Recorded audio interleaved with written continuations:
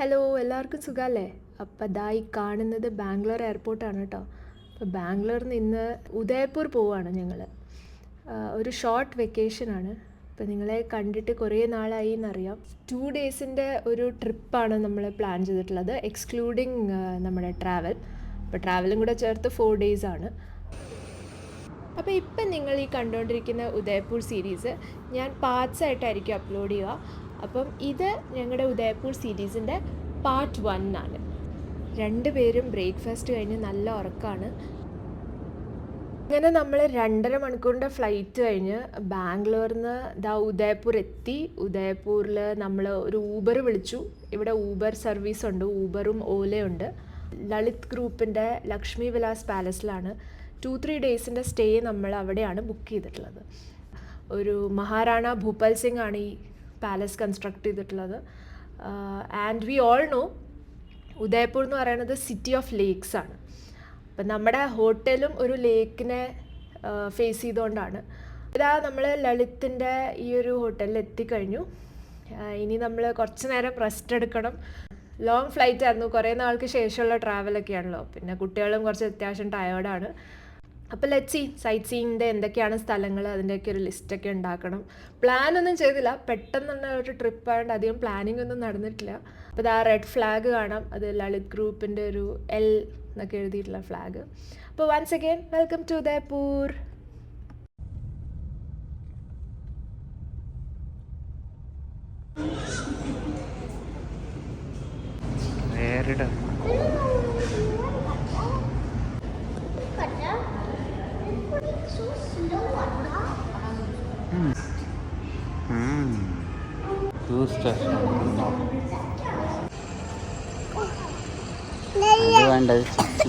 ചിച്ചി വെള്ളം ആം പന്ന കുടിക്കുക. വേണോ?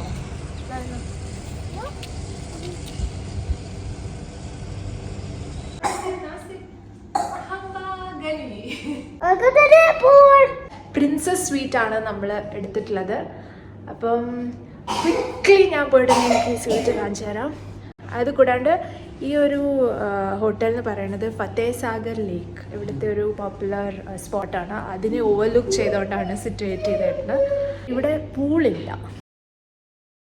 ഞങ്ങൾക്ക് ആദ്യം അത് അറിയില്ലായിരുന്നു. ഞങ്ങൾ ഇൻഫാക്ട് പാക്ക് ചെയ്തപ്പം സ്വിം വെയർ ഒക്കെ പാക്ക് ചെയ്തു കുട്ടികളുടെ. പക്ഷെ പിന്നീടാണ് അറിഞ്ഞത് ഈ ഒരു ഹോട്ടലിൽ പൂളില്ല എന്നുള്ളത്. പിന്നെ ആ സാധനം എല്ലാം തിരിച്ചു വെക്കുമായിരുന്നു. ഇതൊരു പുതിയ സംഭവം, യൂഷ്വലി നമ്മൾ കാണാറില്ല. വിൻഡോ ഓക്കെ, ഈ സെക്കൻഡ് വൺ നമുക്ക് തുറന്നു കഴിഞ്ഞാൽ പുറത്തെ വ്യൂ കാണാം. ഷോപ്പിങ്ങിനും പറ്റിയ സ്ഥലമാണ് ഉദയപൂർ. ഒരുപാട് ബാന്ദനി, ലഹരിയ ടൈപ്പ് മെറ്റീരിയലൊക്കെ ഇവിടെ അവൈലബിൾ ആണ്. പിന്നെ ഇവിടുത്തെ ബാഗ്സ്, ലെതർ ബാഗ്സ്, ഫുട് വെയർ.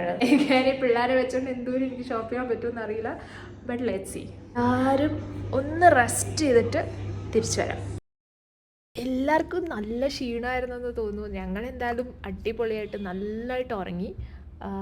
സൈറ്റ് സീയിങ് എന്തായാലും ഇന്ന് പോകാൻ പറ്റില്ല, അതുകൊണ്ട് കുറച്ച് ഷോപ്പിങ്ങിന് വന്നതാണ്. ഇവിടെ ഫോട്ടോഗ്രാഫി അലൗഡ് അല്ല, അതുകൊണ്ട് മെറ്റീരിയൽ ഒന്നും നിങ്ങൾക്ക് കാണിച്ചു തരാൻ പറ്റില്ല. പക്ഷേ ഇതാണ് ഒരു സെറ്റപ്പ്. ഞങ്ങളിപ്പോൾ വന്നിട്ടുള്ള ഒരു ഷോപ്പിലാണ്, ബസാർ. അതായത് ഇവിടുത്തെ ഈ സ്ട്രീറ്റ് ഷോപ്പിങ്ങിൻ്റെ സ്ഥലങ്ങളുണ്ടല്ലോ, ഹാത്തിപോൾ ബസാർ, ബാപ്പു ബസാർ എന്നൊക്കെ പറഞ്ഞ് കുറേ സ്ട്രീറ്റ് ഷോപ്പിങ്ങിൻ്റെ സ്ഥലങ്ങളുണ്ട്. അവിടെയൊന്നും ഇപ്പം നമുക്ക് പോകാനുള്ള ടൈമില്ല ഇന്ന്, അതുകൊണ്ടാണ് ഇങ്ങനൊരു ഷോപ്പിൽ വന്നിട്ടുള്ളത്. എനിക്ക് തോന്നുന്നത് അവിടെ കുറച്ചുകൂടെ നമുക്ക് റീസണബിൾ റേറ്റ്സ് ആയിരിക്കും. ഷോപ്സ് ആകുമ്പം ഓബിയസ്ലി കുറച്ചുകൂടെ പ്രൈസി ആയിരിക്കും.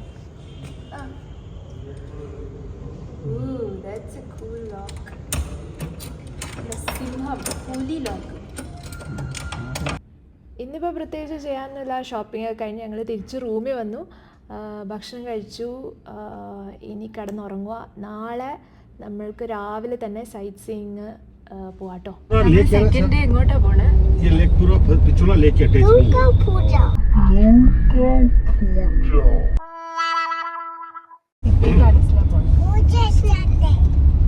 ഹാഫ് ഡേ സൈറ്റ് സീയിങ് ആണ് എന്തായാലും നമ്മൾ പ്ലാൻ ചെയ്തിട്ടുള്ളത്. ബിക്കോസ് ഫുൾ ഡേ എടുത്തു കഴിഞ്ഞാൽ കുട്ടികളായിട്ട് ചിലപ്പോൾ വർക്കൗട്ട് ആവില്ല.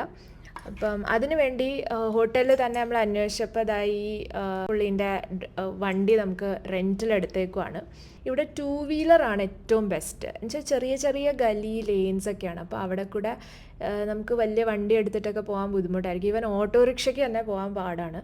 അപ്പോൾ അതുകൊണ്ട് നിങ്ങൾ കപ്പിളായിട്ട് അല്ലെങ്കിൽ ഹസ്ബൻഡ് വൈഫായിട്ടോ ഫ്രണ്ട്സായിട്ടൊക്കെ വരുവാണെങ്കിൽ I think 2 wheeler is the best option and the most affordable option. പിന്നെ ഈ കണ്ടോ, ഇതുപോലെ ഉദയ്പൂരിൽ പല ഭാഗങ്ങളിൽ ഇങ്ങനെ ചെറിയ ചെറിയ ഗേറ്റ്സ് ഉണ്ട്. നമ്മൾ ഗോവയിൽ നമ്മൾ ചെറിയ ചാപ്പൽസ് ഒക്കെ കാണുന്ന പോലെ ഇവിടെ ഗേറ്റ്സ് ഉണ്ട്. അതിന് പോൾ എന്നാണ് ഇവിടെ പറയുന്നത്.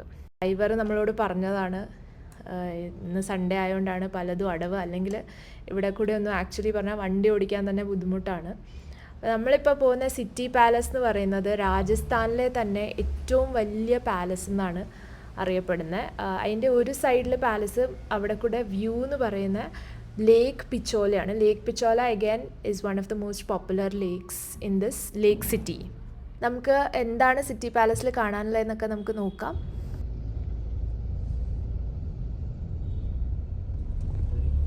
ഡ്രൈവർ ചേട്ടൻ നമ്മളെ എൻട്രൻസിൻ്റെ അവിടെ വിട്ടിട്ട് ആൾ പോയി.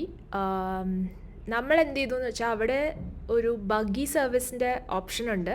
അതായത് താഴത്തുനിന്ന് സിറ്റി പാലസിൻ്റെ എൻട്രൻസിൽ നിന്ന് മേല് വരെ ഈ ബഗ്ഗിയിൽ നമുക്ക് പോവാം. 50 രൂപയാണ് പെർ അഡൾട്ട് ടിക്കറ്റ് ചാർജ്. അപ്പോൾ സൈഡിൽ ലേക്ക് പിച്ചോല കാണാം. അപ്പം കുട്ടികളൊക്കെ ഉള്ളതുകൊണ്ട് ഇതാണ് ബെസ്റ്റ് ഓപ്ഷൻ. 1 വേ ആണ്. തിരിച്ചു പോകാൻ എഗെയിൻ നമ്മൾ 50 റുപ്പീസിൻ്റെ ടിക്കറ്റ് എടുക്കണം.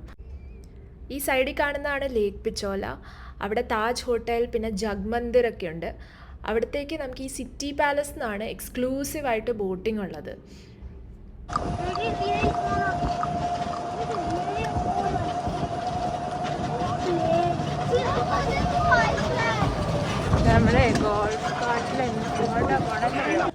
നമ്മളേതായാലും അവിടെ പോകുന്നില്ല, ബോട്ടിംഗ് ചെയ്യുന്നില്ല.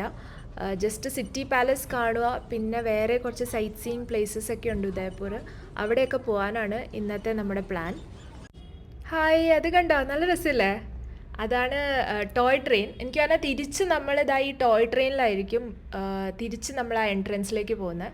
അപ്പോൾ ബഗ്ഗി സർവീസ് ഇവിടം വരെയാണ്. ഇവിടുന്ന് നമ്മൾ നടന്നാണ് മുമ്പോട്ട് പോകേണ്ടത്.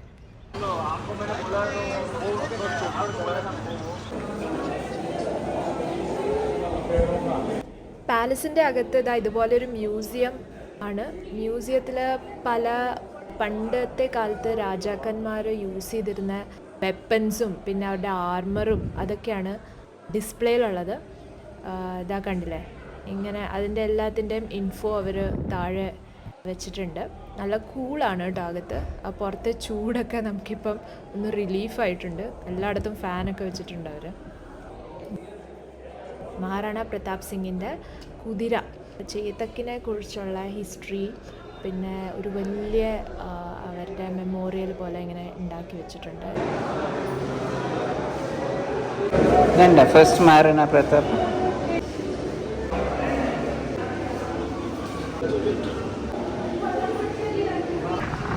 അപ്പോൾ ഇത് നമ്മൾ കയറി വന്ന ഫസ്റ്റ് മ്യൂസിയമാണ്. പിന്നെ ഇത് കഴിഞ്ഞിട്ട് നെക്സ്റ്റ് ലെവലിൽ അനദർ മ്യൂസിയം ഉണ്ട്. അതിന് 450 റുപ്പീസാണ് പെർ ഹെഡ് എൻട്രി ടിക്കറ്റ്.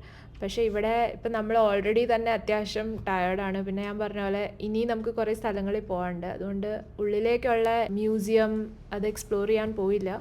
പക്ഷേ ഓഫ് കോഴ്സ് നിങ്ങൾക്ക് അതിൽ ഇൻട്രസ്റ്റ് ഉണ്ടെങ്കിൽ ഡെഫിനറ്റായിട്ടും കാണേണ്ട ഒരു സ്ഥലമാണ്. റാട്ടല്ലടാ, നാഗ്രാജ് എന്നാണ്. നാഗ്രാജ് ആൻഡ് രാജ് മുക്കുട്ട് എടാ.